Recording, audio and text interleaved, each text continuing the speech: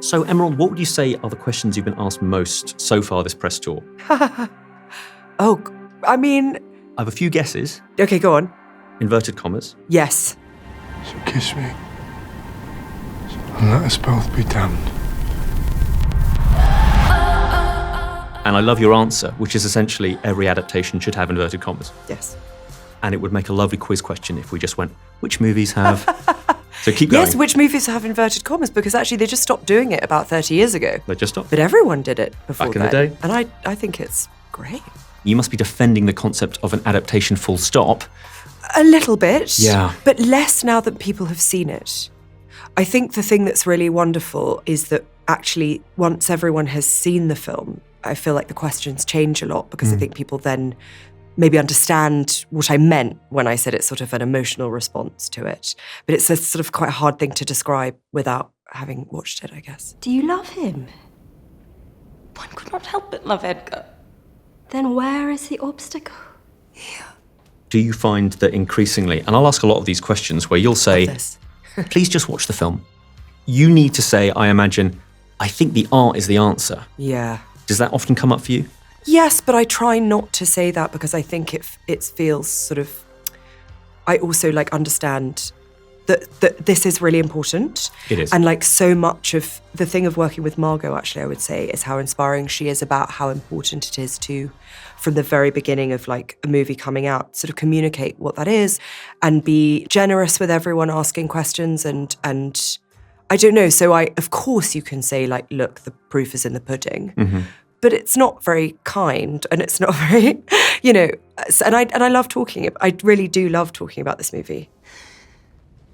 Whichever place the soul lives, I'm convinced I am wrong. Why? Nellie, you know why. Heathcliff. Are you asked about the lines? There must be people, passionate fans.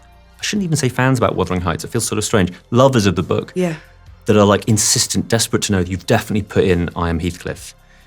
Yeah. There's that sort of passion is coming out at you, I'm sure. Well, I think the good thing, as a huge fan myself, I think this adaptation has so much of Bronte's original dialogue here. That was sort of one of the main things for me, is you can go your own way up to a point, but you have to preserve her original language. It would be bonkers to think that I'd be able to write something better than I have not broken your heart, you have broken it, and breaking it, you've broken mine. It's perfect. I have not broken your heart, you have broken it. And in breaking it, you've broken mine.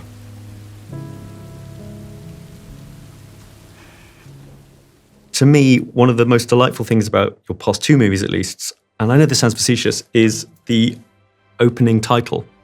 Which took more time, Saltburn's Filigree, or, and we cannot illustrate it, the hair winding together? So the hair took 9 days because it's stop motion. And it's the first time that... So Andy Gent, who's the most incredible stop motion animator working today, he does all of Wes Anderson's films and he does all of Tim Burton's films, and he has this incredible studio, incredible studio in London where they make everything. And I was put in touch with them because I wanted to make a Victorian hair work title sequence. And obviously it's extremely difficult because working with hair is a nightmare. And so when they started the process, I think I went to visit them and the animator was just sort of dead behind the eyes. And he'd only gotten to the first W. And I was I'm so sorry. But the thing is that that's kind of, and Saltburn took Katie and India, who were the graphic designers on that movie, and then did it all themselves in paper. It took them months, but I think not, with the same kind of level of intensity. But they all take a long time. But that's what I like to do. I mean, the hair work in Wuthering Heights has Margot and Jacob's hair in it. Your real hair. Yes, for I had been collecting it from the brush while you stayed with us. I knew I could not use anything else for your hair. It's so singular. And it has knits. And I think Andy said that the knits are the smallest puppets they've ever made. It's quite lovely. I made it the night that Edgar proposed once I knew that you would join us here forever. Is it not indicative of your passion for all of this that you want to go this extra mile with this level of detail? Yeah, I think it's if you can, it's mad not to, because I think it's the pleasure. I like the pleasure of craft, and I like everybody's individual talents being kind of shown. And I think in Britain we've got this unbelievable base of just talent, people who are making the most extraordinary things. And so whether it's like Nicola Turner, who's a visual artist who made the kind of like tumorous sculptures for Wuthering Heights, or Anne Carrington, who made those beautiful sort of spoon sculptures for Thrushcross Grange, it's like everything needs to give me a physical feeling. And the thing about the hair crawling onto the screen in Wuthering Heights, and what it means to have Cathy and Heathcliff's hair sort of intertwining, you know, it gives you an emotional steer for what's to come. Yes. And you, I think, use some very deliciously old school techniques. Cathy. The mist reveal, the fog. Yes. The gorgeous front cover of a book, Sunset, with the horse ride. Yes. Yes. Could you talk to me a little bit about the thrill you get from creating these shots? Yeah, I could, because that would be my favourite thing to do. I mean, it's one of the most exciting things in the world when you're working with the best people, literally the best people in the world. So like Susie and Jacqueline and Linus and Sian and everyone working on this is as diabolically obsessed as I am. And so really it's about a lot of some visuals are in the script already, because I think they're kind of part of the fabric of the world. And then it's all of us kind of working out what kind of emotional, it's like, what is this going to make us feel? And I personally don't really feel very much when I see CGI. Some CGI is beautiful and exquisite, and a lot of it, and you know, we had amazing people who worked on this movie to do set extensions, things like that. But I like to know that something has a physical reality. And so it means that, you do everything in camera. So the kind of trick of the eye with the doll's house and the real room, that sort of thing for me, what I love is the level of intensity. Because if you're saying a character is intense, then what a way to show it, by being extremely intense yourself and building something, having everyone, you know, we're all together building a perfect scale model of the room that we're in, with the exact food on the table, exactly lit in the exact same way as the room is, so that when you do crossfade, it looks like a hand's coming into the real room for a second. Let us put little Catherine here.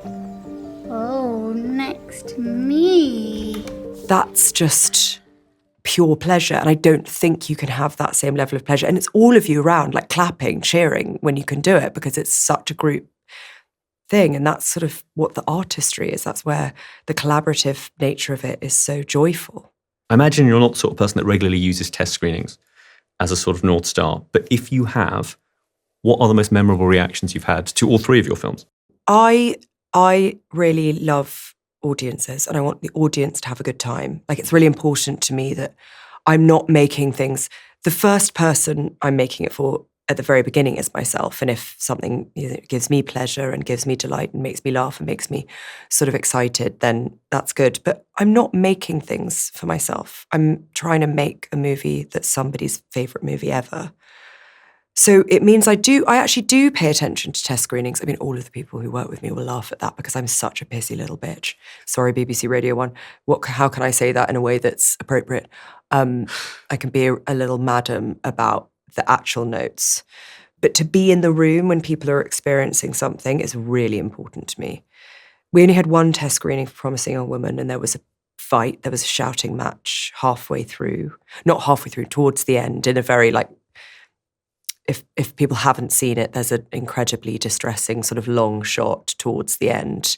And somebody stood up and was furious and angry and shouting about it. And another person then started shouting at them to leave if they didn't like it. And it became a whole thing. And it was my first test screening. So afterwards I was like, that was a bit weird. Does that happen very often? And they sort of said, no. And, you know, with this one, it was interesting because the test was sort of leaked, which is quite funny because It was the first test of a very, very early cut.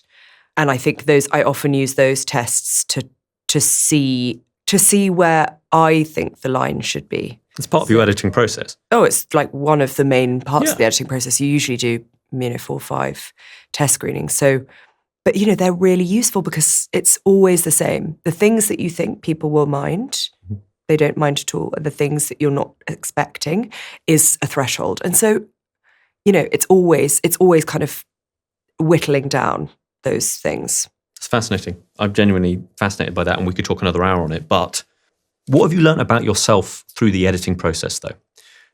Do you find yourself going, I am fixated on X, Y? Do you notice things about yourself in that process? I wish I did.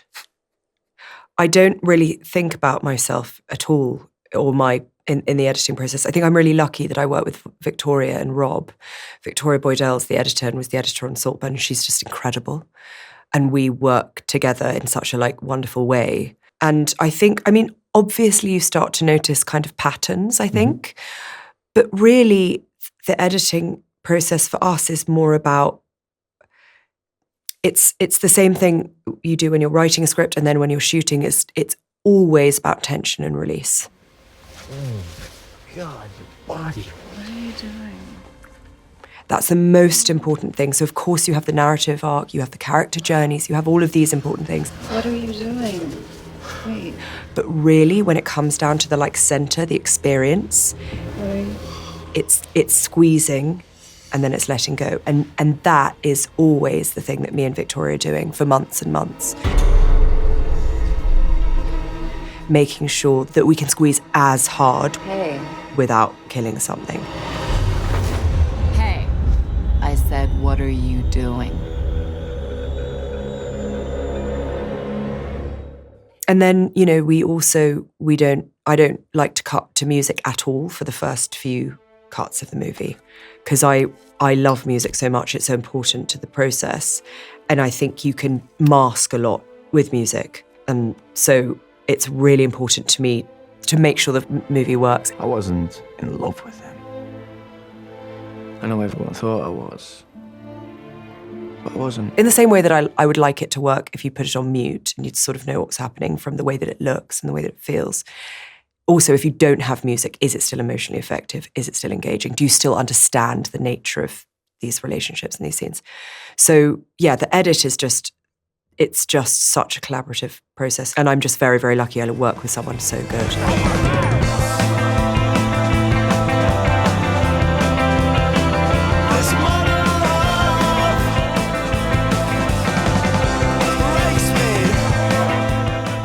What about the reaction and the sort of evolving life of Saltburn?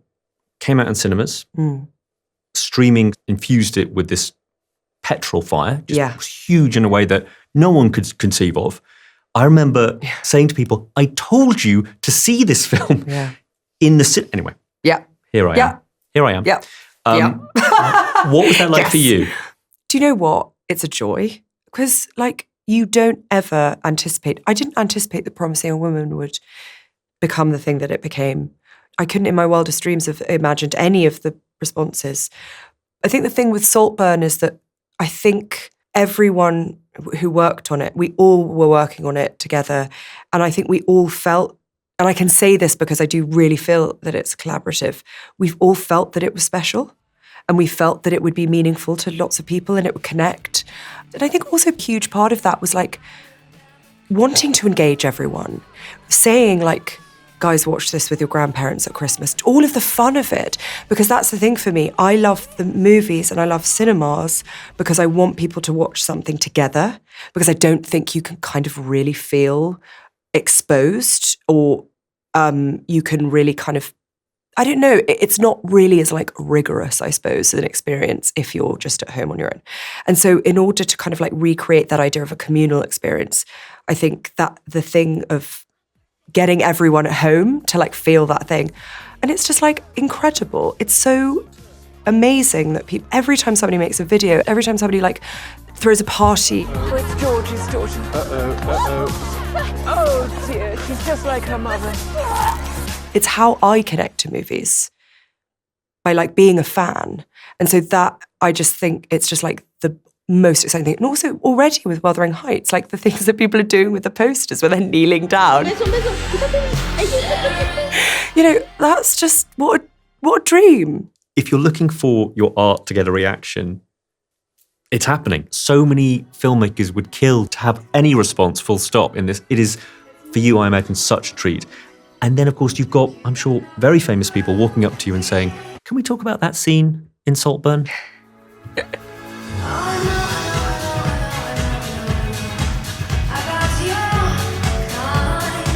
Do you have any examples of unexpected people that surprised you by coming up to you and saying, I have to talk to you about? I mean, yes. But I think more than anything, what I loved so much is it wasn't the people that you would expect. There was a woman who was in her 80s who came to see it in Savannah, and she came and she was the most beautifully dressed, sort of chic lady. And she said, she was like, and I'm not going to do her accent because I won't do it justice, but she kind of leaned in and she said, it feels like you reached your hand into my body. And I was, but in like a good way. And I was like, oh, you're welcome, I think. But you know, there was this, it's always so wonderful when it's never who or what you expect. And that's the thrill, you know. I love it. And I like feeling things. I want to feel something. I want to be emotionally connected. I want to be physically connected. And so that's what I love, is when people come up and say that they were like freaked out, or they were aroused, or they were like, you know, for this, couldn't stop crying. Like, that's just being able to like have an effect. All of us making this film, being able to have that effect from afar, it's just magic. Yeah, it's the dream. And you get to give, I imagine, some unusual director's notes over the course of your movies. Yeah. Are there any that jump out at you? The thing is, I'm working with literally the best actors in the entire world. Yeah, you are a bit, aren't you? Yeah, I am a bit, actually, yeah. Which is, you know, a thrill beyond. I'd find it hilarious to give Carey Mulligan a note. I'd be like, oh, no. I mean, I'd be like, Carey, I mean, do whatever you want with me. I think the thing that I like to do is what I like to do is like prod. I just like to prod. I like to give suggestions. I like things to be playful and disruptive. I like people to surprise each other and me. So, you know, there's a lot of, it's, you know, maybe there's a wink here. Maybe you play this moment like you're a beauty queen. You know, it's, you know, if it's a man in some sort of like awful circumstance, maybe you're really soft and tender in this horrible moment. That's the stuff that gets me. And can I ask about what you've taken home? Because on this movie alone, I rewatched it in my mind as best I could, and I went, yeah, I'd need to have that. Yes. And I would need to have that. Yeah. And that's going to have to stay with me. Yeah. There's a book, for example. Okay, may I say? Do your best. So, firstly, the book has been donated to the Brontë Parsonage Museum. Oh, The Book of Friendship, I think you believe. Yeah, The Book of Friendship is, I think, the best thing in the whole film. And it is, for people who haven't seen the film yet, it is Isabella, who is Kathy's sister-in-law. France and Belgium and Italy, all of the ateliers have been making things to your measurements. And is also kind of obsessed with Kathy, makes her a book of friendship with big inverted commas, in which every single bit of craft is accidentally extremely pornographic. That's when you have the best art department in the world. And so that regrettably, well, not regrettably, wonderfully will be with the Brontë Parsonage Museum. But for me, what I've taken is the Doll's House, which has required a storage facility. It's too big to fit into my house. Is it next to the Saltburn one? The Saltburn one is in my office because it's smaller.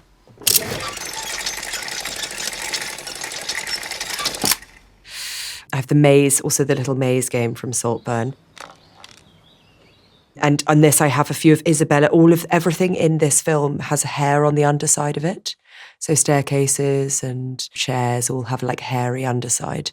So I've got Isabella's little lilac chairs, which have sort of hair trailing down from underneath them.